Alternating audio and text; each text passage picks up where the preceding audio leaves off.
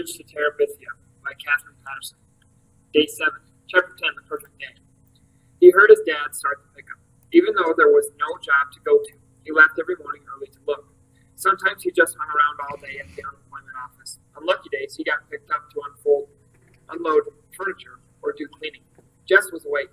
He might as well get up. He could milk and feed Miss Bessie and get that over with. He pulled on a t-shirt and overalls over the underwear he slept in. Where are you going? Go back to sleep, Maybelle. I can't. The rain makes too much noise. Well, get up then. Why are you so mean to me? Will you shut up, Maybelle?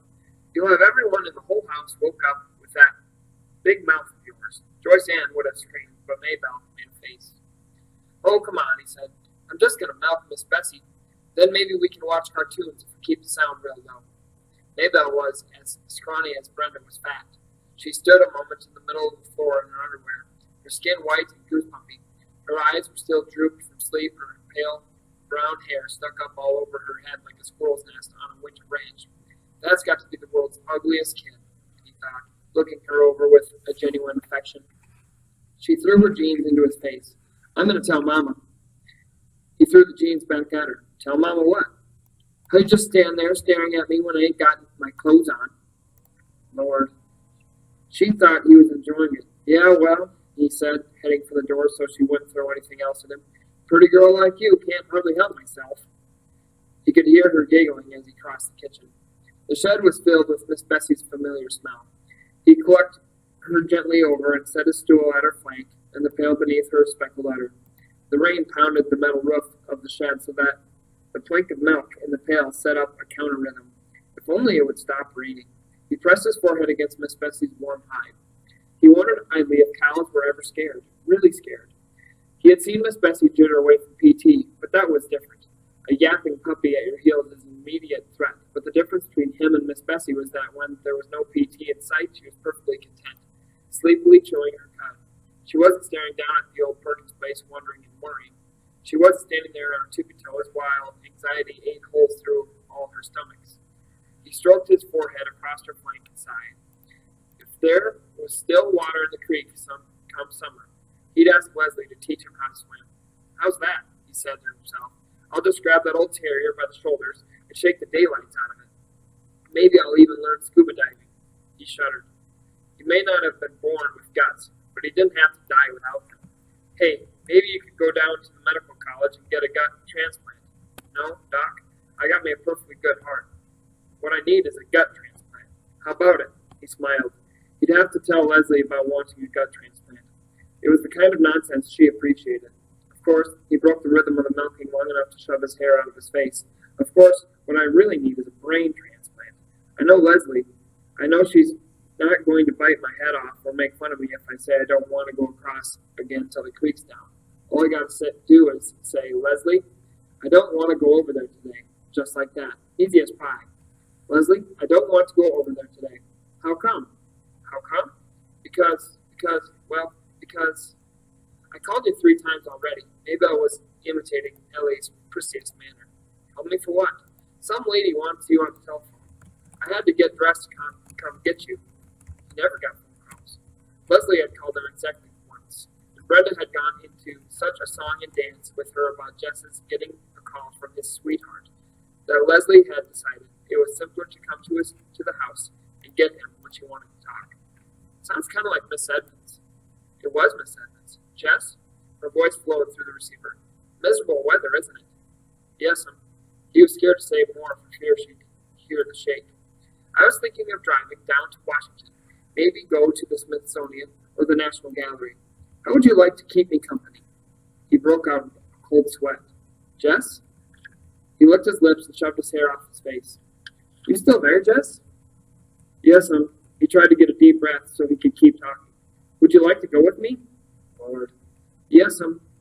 Do you need to get permission? She asked gently. Yes'm. He had somehow managed to twist himself up in the phone cord. Yes'm. Just a minute. He had tangled himself, put the phone down quietly, tiptoed into his parents' room, his mother's back, and a long hump under the cotton blanket. He shook her shoulder very gently. Mama? He was almost whispering. He wanted to ask her without really waking her up. She was likely to say no if she woke up and thought about it. She jumped at the sound, but relaxed again, not fully awake.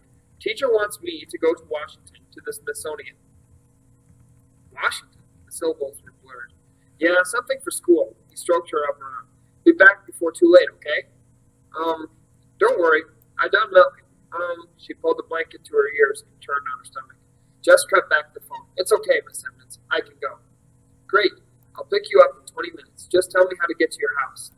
As soon as he saw her car turn in, Jess raced out the kitchen door through the rain and met her halfway up the drive. His mother could find out the details from Maybelle after he was safely up the road. He was glad Maybelle was absorbed in the TV. He didn't want her waking Mama up before he got away. He was scared to look back even after he was in the car, on the main road, for fear he'd see his mother screaming after him. It didn't occur to him until the car was past Millsburg that he might have asked Miss Edmonds if Leslie could have come too. When he thought about it, he couldn't suppress a secret pleasure in being alone in this small, cozy car with Miss Edmonds. She drove intently, both hands gripping the top of the wheel, peering forward. The wheels hummed and the windshield wipers slipped a merry rhythm. The car was warm and filled with the smell of Miss Edmonds. Just sat with his hands clasped between his knees, the seatbelt tied across his chest. Darn rain, she said. I was going stir-crazy. Yes'm, he said happily. You too, huh? She gave him a quick smile. He felt dizzy from the closeness. He nodded. Have you ever been to the National Gallery? No, ma'am. He had never been to Washington before, but he hoped she wouldn't ask him that. She smiled at him again. Is this your first trip to an art gallery? Yes'm. Great, she said. My life has been worthwhile after all. He didn't understand her, but he didn't care. He knew she was happy to be with him, and that was enough to know. Even in the rain, he could make out the landmarks looking surprisingly the way the books had pictured them. The Lee Mansion high on the hill, the bridge, and twice around the circle so he could get a good look at Abraham Lincoln looking out across the city, the White House and the monument, and at the other end of the Capitol. Leslie had seen all these places a million times. She had even gone to school with a girl whose father was a congressman. He thought he might tell Miss Edmonds later that Leslie was a personal friend of the real congressman. Miss Edmonds had always liked Leslie. Entering the gallery was like stepping inside the pine grove. The huge vaulted marble, the cool splash of the fountain, the green growing all around. Two little children had pulled away from their mothers and were running about screaming to each other. It was all Jess could do not to grab them and tell them how to behave in so obviously a sacred place. And then the pictures, room after room, floor after floor. He was drunk with color and form and hugeness, and with the voice and perfume of Miss Edmonds always beside him. She would bend her head down close to his face to give some explanation or ask him a question, her black hair falling across her shoulders. Men would stare at her instead of the pictures, and Jess felt they must be jealous of him for being with her. They ate a late lunch in the cafeteria. When she mentioned lunch, he realized with horror that he would need money, and he didn't know how to tell her that he hadn't brought any, didn't have any to bring, for that matter. But before he had time to figure anything out, she said, Now I'm not going to have any argument about who's paying. I'm a liberated woman, Jess Arian. When I invite a man out, I pay. He tried to think of some way to protest without ending up with the bill, but couldn't. He found himself getting a $3 meal, which was far more than he had meant to have her spend on it. Tomorrow he would check out with Leslie how he should have handled things. After lunch, they trotted through the drizzle to the Smithsonian to see the dinosaurs and the Indians. There they came upon a display case holding a miniature scene of Indians disguised in buffalo skins, scaring a herd of buffalo into stampeding over a cliff to their death, with more Indians waiting below to butcher and skin them. It was a three-dimensional nightmare version of some of his own drawings. He felt a frightening sense of kinship with it. Fascinating, isn't it? Miss Edmonds said, her hair brushing his cheek as she leaned over to look at it. He touched his cheek. Yes'm. To himself he said, I don't think I like it, but he could hardly pull himself away. When they came out of the building, it was into brilliant spring sunshine. Just blinked his eyes against the glare and the glisten. Wow, Miss Edmonds said. A miracle. Behold, the sun. I was beginning to think she had gone into a cave and vowed never to return, like the Japanese myth. He felt good again. All the way home in the sunshine, Miss Edmonds told funny stories about going to college, 1 year in Japan, where all the boys had been shorter than she, and she hadn't known how to use the toilets. He relaxed. He had so much to tell Leslie and ask her. It didn't matter how angry his mother was. She'd get over it, and it was worth it. This one perfect day of his life was worth anything he had to pay. One dip in the road before the old Perkins place, he said. Just let me out at the road, Miss Edmonds. Don't try to turn in. You might get stuck in the mud. Okay, Jess, she said. She pulled over at his road. Thank you for a beautiful day. The western sun danced on the windshield, dazzling his eyes. He turned and looked at Miss Edmonds, full in the face. No, ma'am. His voice sounded squeaky and strange. He cleared his throat. No, ma'am, thank you. Well, he hated to leave without being able to really thank her, but the words were not coming for him now. Later, of course, they would, when he was lying in bed or sitting in the castle. Well, he opened the door and got out. See you next Friday. She nodded, smiling. See you. He watched the car go out of sight, and then turned and ran with all his might to the house, the joy jiggling inside of him so hard that he wouldn't have been surprised if his feet had just taken off from the ground, the way they sometimes did in dreams, and floated him right over the roof. He was all the way in the kitchen before he realized that something was wrong. His dad's pickup had been outside the door, but he hadn't taken it in until he came into the room and found them all sitting there, his parents, and the little girls at the kitchen table, and Ellie and Brendan on the couch. Not eating. There was no food on the table, not watching TV. It wasn't even turned on. He stood unmoving for a second while they stared at him. Suddenly his mother let out a great shuddering sob.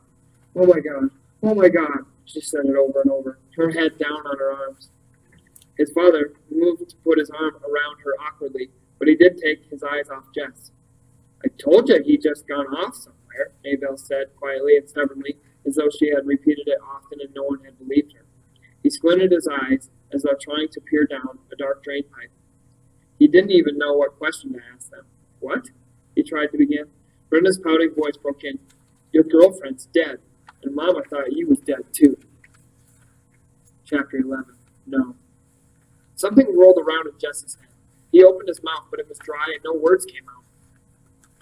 He jerked his head from one face to the next for someone to help him. Finally his father spoke, his big rough hand stroking his wife's hair, and his eyes downcast watching the motion.